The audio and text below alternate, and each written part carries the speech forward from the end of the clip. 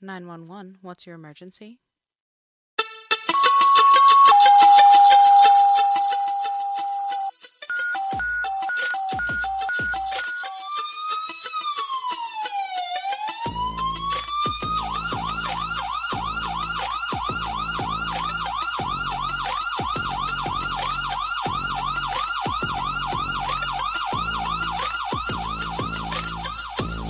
The following content is graphic, emotional, and includes dark humor that may not be suitable for all listeners. Discretion is advised. Explicit content included. These stories are based on real-life EMS and first responder experiences. The calls are real. The providers are real. Names and patient details have been changed to protect privacy. Episodes may include trauma, suicide, abuse, medical emergencies, mental health struggles, or things your HR department would definitely not approve of. Any advice, opinions, or discussion of medical procedures are based on personal experience and should never override your local protocols, medical direction, or training. Use your damn brain. Follow your guidelines and your local or agency protocols. Follow your training. And when in doubt, call med control. Most importantly, if you're struggling, don't do it alone. Talk to someone, a coworker, a friend, a therapist, or hell.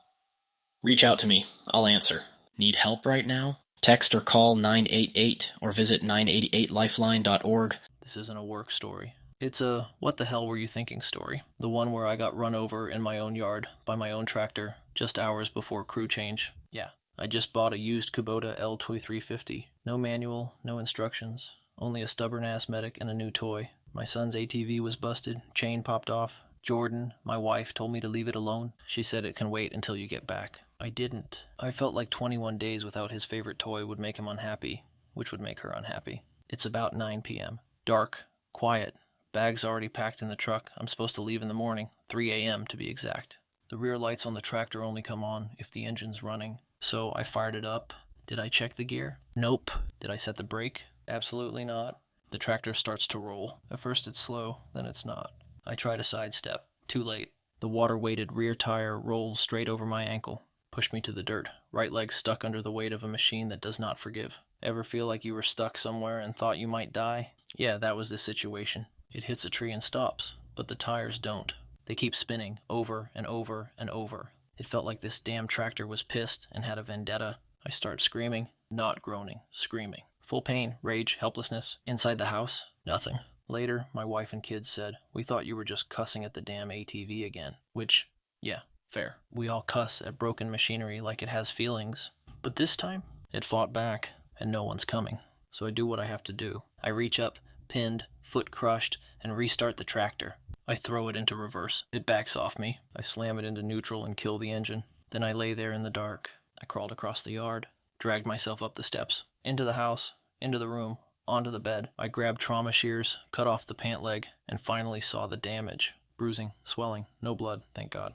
But my Crocs, still intact. Crocs are some durable sons of bitches. They survived the impact. My foot didn't. First call, my relief, offshore. I asked if he'd mind staying a few extra days. He asked why. I told him. He said, "Call 911 right now." Now look, I'm not going to name names, but my relief? He's not just a paramedic, he's a nationally known one, a medic people across the country look up to, and he's one of the best I've ever worked with. To this day, I'd do anything for him. I will not and cannot say who he is, but if you're in this world, you know him. And if he is listening right now, I'd like to thank him for all the help and support he's given me. This job has taken me a lot of places, and I've had the chance to work with some truly incredible people, even a few that are legit famous in EMS circles. And yeah, I'll say it. This company has introduced me to legends. Second call, my direct supervisor told her I couldn't make it to crew change. Told her why. She cut me off. Stop talking. Call 911. Third call, her boss, my director. I didn't want any confusion or rumors. Told him myself. He said, "Why the fuck are you calling me? Get to the hospital." So finally I called 911. Ambulance got there about 45 minutes later. They looked at the ankle and said, "You need to go to the ER." Problem is, all the hospitals in the area were on diversion. So I said, "Let's go to the freestanding." Had no idea how bad it was, and then I learned something else. The K-hole is real. The medic riding in with me, guy I went to school with, we laughed at first. Then the ketamine hit. I came out of it pissed off and in pain. They gave me fentanyl after that, and suddenly I was the nicest guy in the room. We get there. They look at me like I walked in holding a chainsaw. "Why in God's name are you here as a trauma?" Well, Main campus was on diversion, and I, the patient, made the call. Apparently that's frowned upon. Fun fact, I now work part-time at that freestanding, so that's not awkward at all. At the trauma center that night, they did the full trauma workup. CT, x-rays, labs. They told me I'd be going to surgery early in the morning. I was relieved. Finally, something was happening. I could get fixed, maybe get back to work soon. Then around 500, a resident walks in and says, "We're not going to operate. You'll need to call my office to make a follow-up appointment."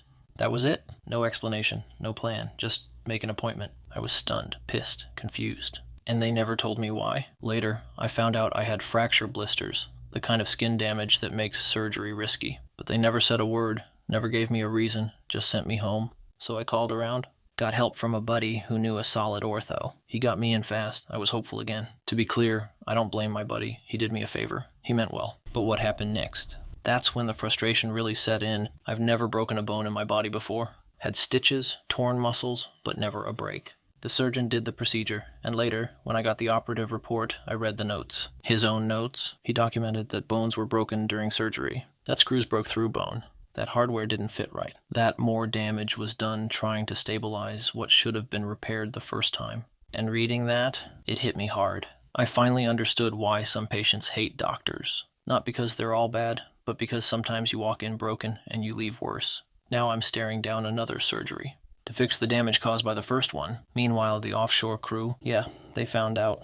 My relief, the same guy I called while pinned under a tractor, he made stickers. My supervisor, the one who told me to shut up and call 911, she came up with the line, "Stockton got run over by a John Deere." It wasn't a Deere, it was a damn Kubota. And then they sent it to the entire company. I love my team. I dropped it right into the weekly team meeting.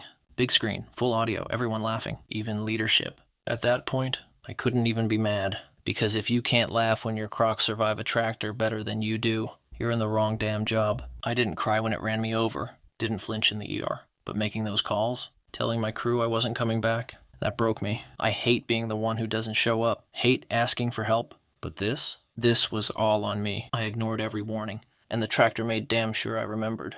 You know, one more thing. I learned this day that my wife is a keeper. I should start listening to her some more. This is Dispatched and Dysfunctional, and this one's for every medic who didn't just get hurt. They had to own it, to their partner, their boss, their team, their family. You're not weak. You're not broken. Sometimes you just need 3,000 pounds of steel and a stubborn streak to remind you you're still human. Thanks for listening to Dispatched and Dysfunctional. This one wasn't funny. It wasn't wild, but it was real. I'm Chris, and if you ever need to talk, I'm here.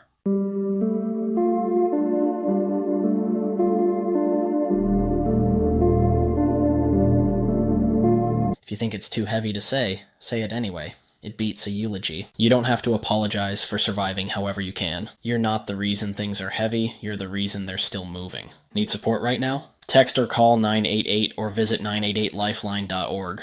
You're not alone, not in this job, not in this fight. Want to share your story or connect? Visit critical-run.com or message the Facebook page Dispatched and Dysfunctional. We're building this for you, for them, for all of us.